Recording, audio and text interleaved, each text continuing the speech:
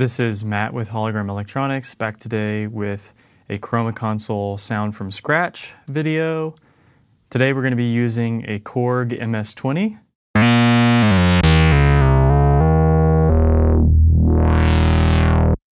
Which is both monophonic in the sense that I can only play one note at a time, and it's also a mono synth that has a mono output. So we're going mono into Chroma Console and stereo out. So we're going to actually try to do two quick presets today just to kind of show you a range of sounds that you can get with synth. Of course, we'll continue to do some synth videos in the future, probably feature some that are polyphonic, so ones that we can build pads with, because Chroma Console is great for that application as well. But let's go ahead and get started with creating two quick patches with a mono synth. Let's go ahead and zero out all of our effects, but mix we're going to leave at 100%. Okay, the first effect we're going to use is howl, and we're just going to turn it all the way up. Let's hear some dry signal again.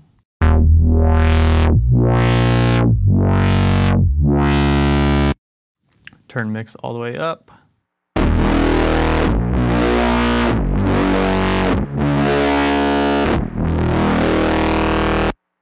Right, very distorted, very cool. We're going to be building kind of a big bass sound today. I mean, it could be a lead as well, but right now, of course, as I mentioned before, this is a mono signal, so it's going mono in, stereo out. Let's create some stereo depth. So the first effect that we're going to use to add some stereo width is going to be the doubler effect. Let's turn that up. Let's put both of those at 50%.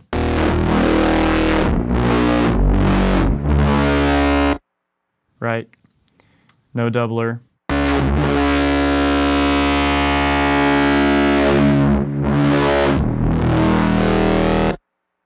That sounds pretty cool. I think I'm just going to leave it there. Use Cascade. I'm going to go for a longer feedback or longer repeats by putting the amount knob somewhere there. I think I'm going to leave the time kind of quick there. Yeah, so you can kind of hear.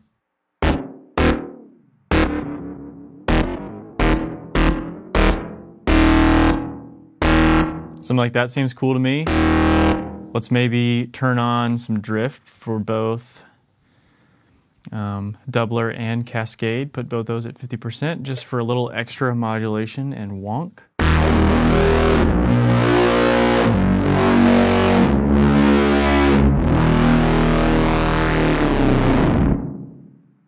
I mean, that's pretty much done to me when we hear before and after.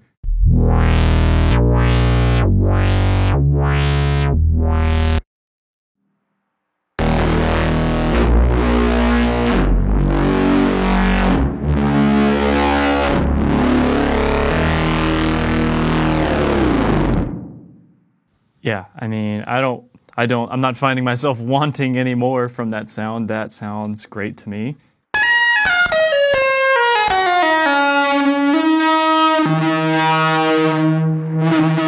You know, it could be used for lead too.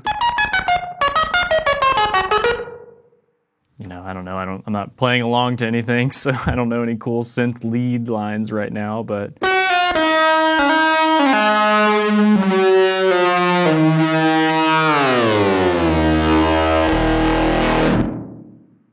all right, that's it for patch one. Let's go ahead and make another one.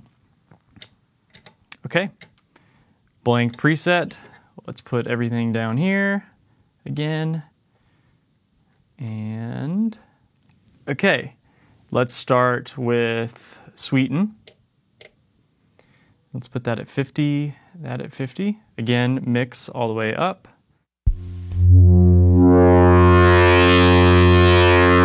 So we're getting a little bit of saturation.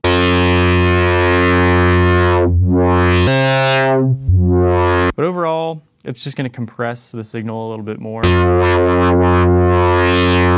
But I think what I'm going to do is I'm going to roll the tilt knob all the way off or all the way down. It's just going to make it a little bit darker sounding. So even when it's all the way open, my filter on the synth that is, It's not so shrill. You may want that. You may want a little extra presence. So you could boost it if you wanted to, but I'm going to kind of cut the presence on it by turning the tilt knob all the way down. Okay, let's do vibrato. Favorite of mine. Put both those at 50 and turn drift up. Okay, put the rate there, something like that.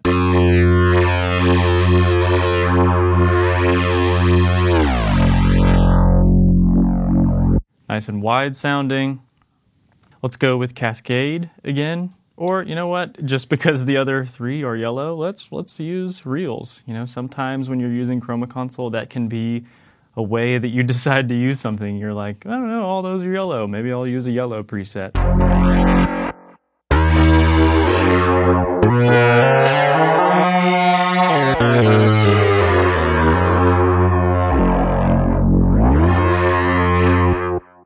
Let's maybe increase the feedback a little bit by turning the amount knob up.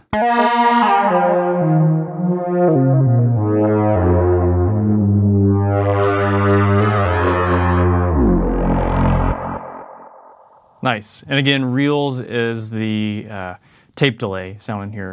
Cascade is going to be more of a bucket brigade sound.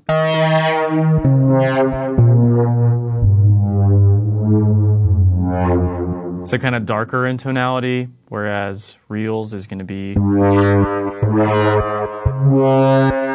a little bit brighter in the repeats, so some of the low end is rolled off, which we're going with, again, because it's yellow, and I'm going to use yellow presets, I guess.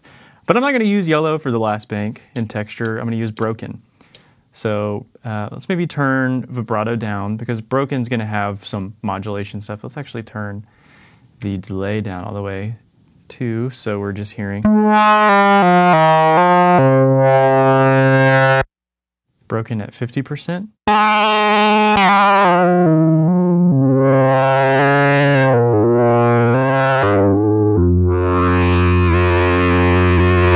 All the way up.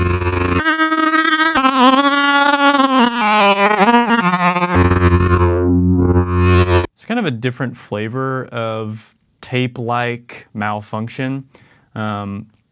You know, maybe somewhat similar to cassette, but you're not getting the saturation and the compression that you get with cassette. You're just kind of getting, you're getting some pitch modulation, some pitch drops, as well as amplitude modulation with broken. So what I'm going to do real quick before I jump into effects setup is record some knob movements on the amount knob here for broken.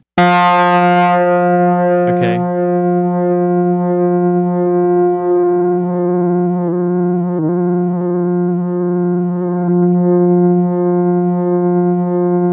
So I just recorded that gesture, so now it's going to kind of infinitely oscillate between there being no broken,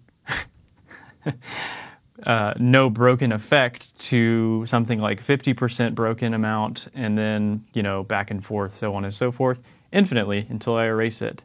So now that we've got the building blocks there for the sound, let's actually turn up the vibrato and the delay again.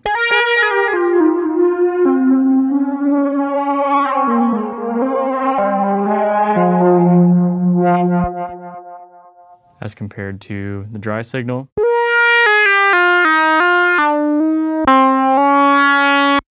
Right? A lot more interesting, a lot more stuff going on.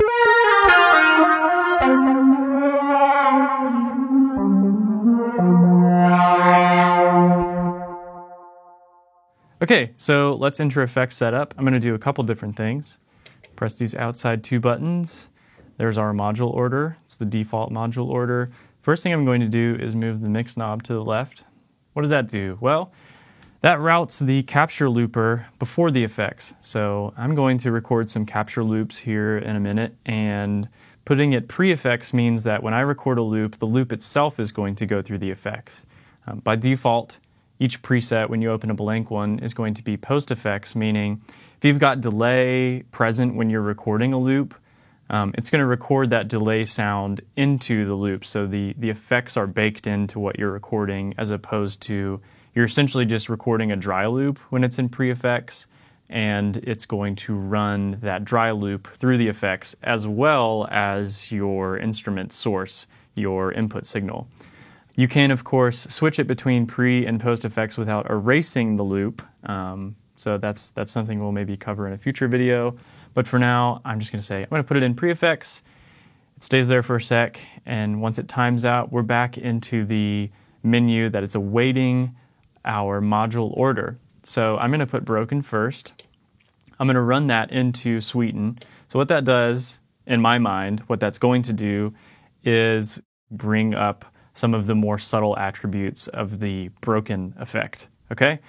And then I'm going to just do vibrato and then top it off with delay. Let's hear that. So you can already kind of tell, I mean, I know it's been probably a minute or two since you've heard what it sounded like when it was in the default module order, but I feel like I can already tell that the more subtle attributes of broken are a little bit more present.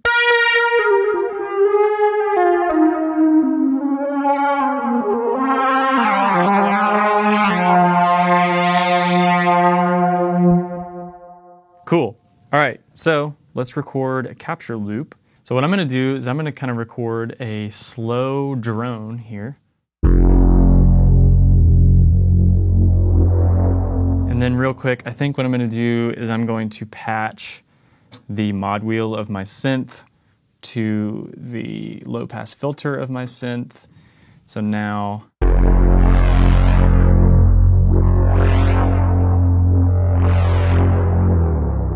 I can modulate my filter cutoff on my synth. I just told you that so you weren't kind of confused as to why the sound was changing when I record the loop. Okay, so I'm going to go ahead and hit this low note for the drone. And then I'm going to press and hold this left foot switch to start capturing the drone.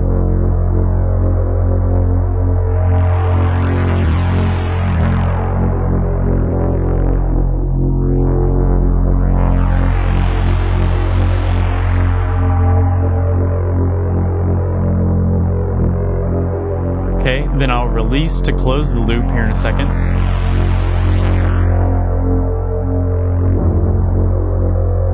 Like I said, this is pre-effects, so when I move the mix knob down, there's our dry signal. Turning mix up runs the loop through the effects, and now I'm just going to turn my keyboard up to a higher octave here and noodle on top, and that'll be it.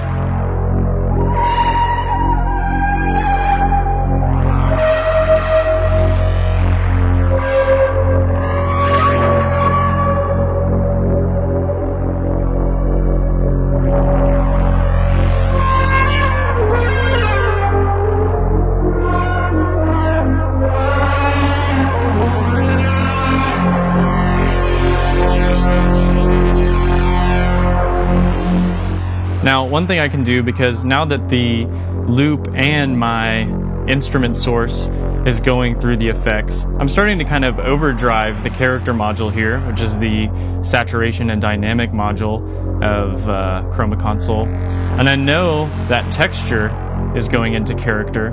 So if I want to kind of limit the amount of saturation going into, or limit the amount of signal going into character so it doesn't saturate as much, I can enter secondary and I can turn down the effect volume of the texture module. So now